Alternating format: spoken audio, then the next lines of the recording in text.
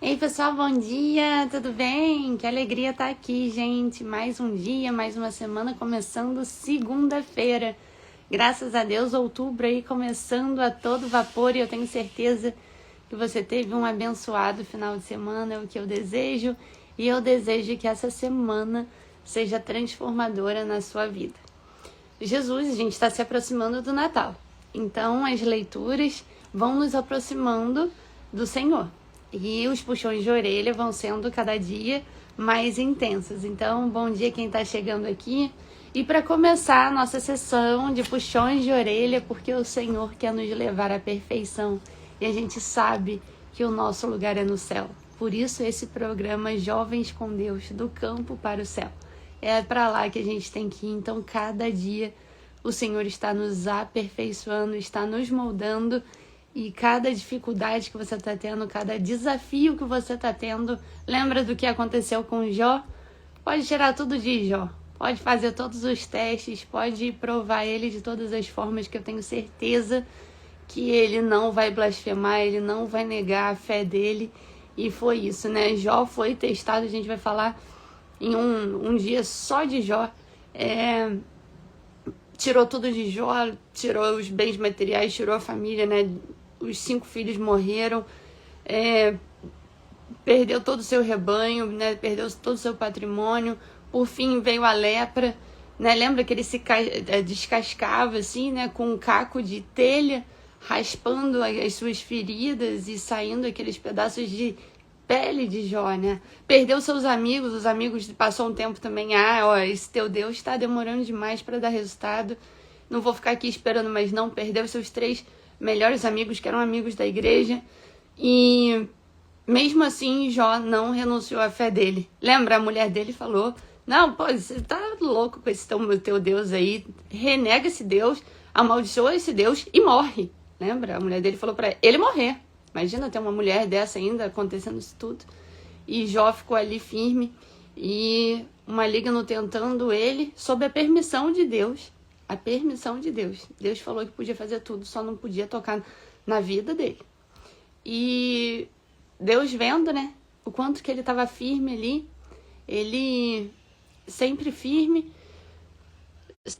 Jó sempre firme, sempre dando glória a Deus em meio a tanto sofrimento, tanta tristeza, né, pois a morte dos filhos, tudo, do irmão mais velho, até que Deus falou, tá bom, agora chega, agora é a minha vez. E quando Deus chegou, Deus deu em dobro o rebanho dele, dobrou a quantidade de filhos que ele tinha.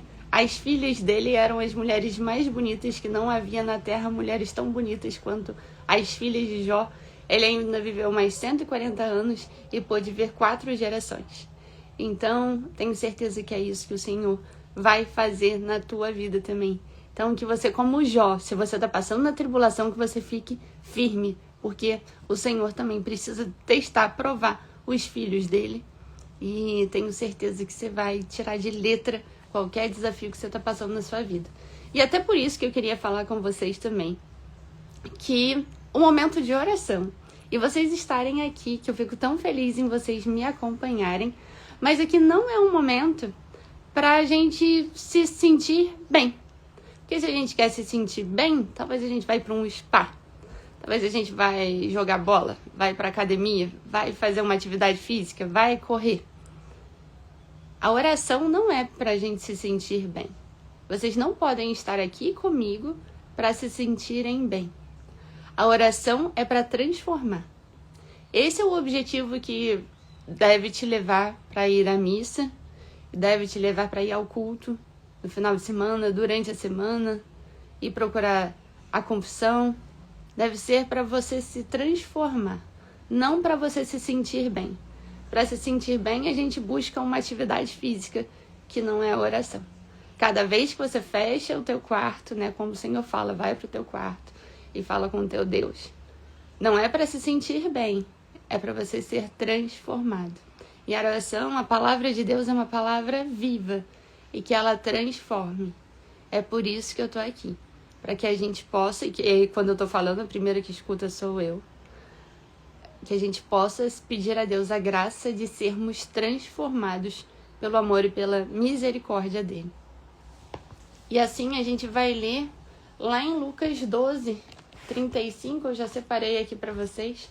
Lucas 12, 35, o Senhor fala assim: estejam cingidos os vossos lombos e acesas as vossas candeias, e sejam semelhantes a homens que esperam o seu Senhor, quando houver de voltar das bodas, para que quando vier e bater, logo possam abrir-lhe.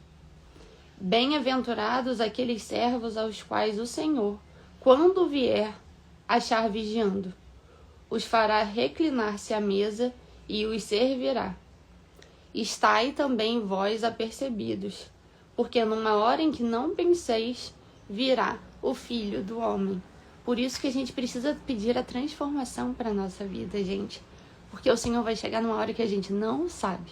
Como aquele servo tem que ficar vigiando, porque ele não sabe que horas o patrão dele vai chegar das bodas, que horas que ele vai chegar da festa, que horas que ele vai voltar. E por isso, que a oração seja a tua transformação, não um espaço para se sentir bem. Aqui é para a gente ser transformado pela palavra de Deus. É isso que a gente precisa. É isso que as nossas famílias precisam. É isso que os colegas no teu trabalho precisam e você está aqui. Estamos aqui juntos.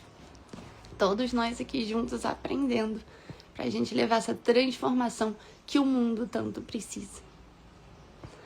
E o nosso evangelho de hoje é o evangelho do bom samaritano. Então o Senhor nos dá aqui a lição também de como devemos levar a nossa vida. Então vamos à leitura do evangelho que está em Lucas 10, 25 ao 37. Pelo sinal da Santa Cruz, livra-nos Deus nosso Senhor dos nossos inimigos, carnais e espirituais. Levantou-se um doutor da lei e, para pô-lo à prova, perguntou: Mestre, que devo fazer para possuir a vida eterna? Disse-lhe Jesus: Que está escrito na lei? Como é que lês? Respondeu ele: Amarás o Senhor teu Deus de todo o coração, de toda a tua alma, de todas as tuas forças e de todo o teu pensamento, e ao teu próximo como a ti mesmo. Falou-lhe Jesus: Respondeste bem, faze isto e viverás. Mas ele, querendo justificar-se, perguntou a Jesus: E quem é o meu próximo? Jesus então contou: Um homem descia de Jerusalém a Jericó e caiu nas mãos de ladrões, que despojaram, e depois de o terem maltratado com muitos ferimentos, retiraram-se, deixando-o meio morto. Por acaso desceu pelo mesmo caminho um sacerdote, viu-o e passou adiante. Igualmente um levita, chegando àquele lugar, viu-o e passou também adiante. Mas um samaritano que viajava, chegando àquele lugar, viu-o e moveu-se de compaixão. Aproximando-se, atou-lhe as feridas, deitando nelas azeite e vinho, colocou-o sobre sua própria montaria e levou-o a uma hospedaria e tratou dele.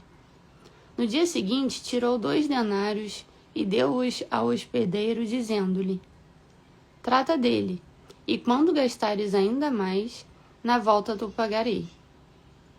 Qual deles 3 pareceu ter sido próximo daquele que caiu nas mãos dos ladrões? Respondeu o doutor: Aquele que usou de misericórdia para com ele. Então Jesus lhe disse: Vai e faze tu o mesmo. Palavra da salvação, glória a vós, Senhor. E aqui o Senhor nos mostra como nós devemos agir com os nossos irmãos. Mas convenhamos, olha só, antes, o primeiro que passou foi um sacerdote. O sacerdote conhece a palavra de Deus. Ele sabe das leis. Não parou, passou adiante. Passou um levita, também tem conhecimento. E o samaritano, que era aquele que vivia, né, em outra região, não seguia os mesmos preceitos, que era o que não ia, né, a gente não esperava que um samaritano fosse ajudar esse homem, né, que estava descendo de Jerusalém a Jericó. Logo foi aquele samaritano, que era de outra região, de outros costumes, né, que tinha uma outra forma de viver, que foi aquele que ajudou. Então, o que a gente vê aqui? Vamos pensar no sacerdote, olha só. O sacerdote, aquele que conhece a palavra de Deus. Então, por isso que eu te falo que não adianta a gente ficar aqui e você chegar na sua casa, graças a Deus que você tem a sua Bíblia, ou você lê as leituras no seu aplicativo, mas o sacerdote, ele também conhecia a palavra de Deus, certo? Convenhamos? Gente, os que mataram Jesus, olha só, quem que matou Jesus? Não foi lá o pessoal do Sinédrio? Todos eles que Jesus pregava ali junto, que Jesus conversava, dialogava com eles sobre a palavra de Deus, todos eles conheciam a palavra de Deus e mataram o Senhor. Então, o que acontece? Não basta a gente conhecer a palavra de Deus se a gente não vive a palavra de Deus e se ela não nos transforma. Então, esse sacerdote, ele conhecia, viu uma pessoa lá que estava precisando de ajuda e deixou para lá, passou direto. Então, que a palavra de Deus nos transforme, porque a partir da transformação a gente vai conseguir viver esses mandamentos, que foi o que Jesus falou para ele. Quando ele perguntou: o que devo fazer para possuir a vida eterna? Jesus perguntou: o que está escrito? Amarás o Senhor teu Deus de todo o coração, que está em Deuteronômio, que foi o que Jesus falou também para o demônio quando ele foi tentado no deserto. Então, Deuteronômio, amar a Deus sobre todas as coisas. E o segundo, amar o seu próximo como a ti mesmo, que está em Levítico. São as duas regras. Mas para a gente viver essas duas regras básicas de sobrevivência e de uma vida feliz e próspera, a gente tem que pedir que o Senhor transforme o nosso coração. Porque o sacerdote sabia disso. Mas cadê? Quando ele passa direto e não ajuda, não presta socorro, cadê a parte do amar ao próximo como a ti mesmo? Então a palavra de Deus tem que transformar o nosso coração. É a primeira coisa que nós temos que pedir quando nós abrimos a Bíblia. Que a palavra de Deus transforme o nosso coração. E é isso que eu desejo para esse dia.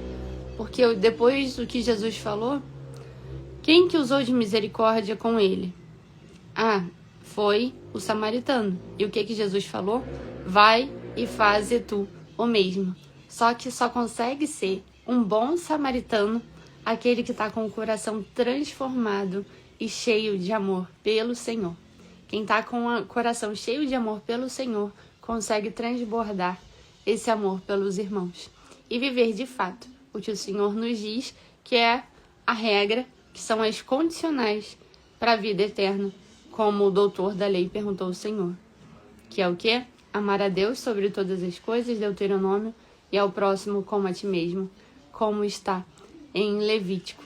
E assim como Deus nos ama incondicionalmente e pagou um preço muito alto pelo seu amor por nós numa cruz, que nós possamos pedir a Ele que a palavra dele nos transforme o nosso coração para conseguirmos viver esses 2 mandamentos.